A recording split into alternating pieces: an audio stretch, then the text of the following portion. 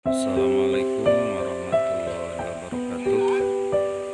Selamat pagi buat para sahabat. Semoga di hari ini kita semua diberikan kesehatan, digampangkan rezekinya, berkah selalu. Izin melaporkan dulu di pagi hari ini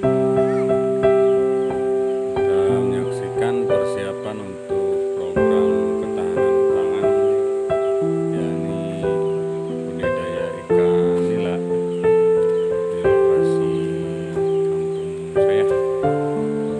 Ini kolamnya sedang diboborkan, disaatkan, karena syaratnya harus bersih dari semua jenis ikan yang punya lahan, jadi harus dibarukan lagi,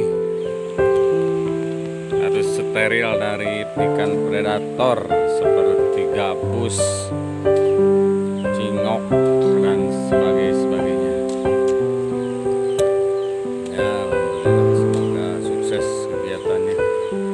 Cuaca cerah lur, cerah. Alhamdulillah. Inilah suasananya.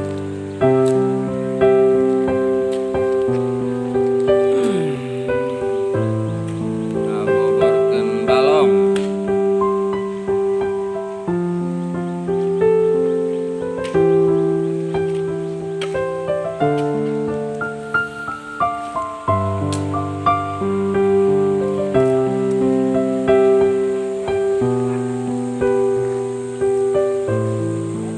Kalau sunggulnya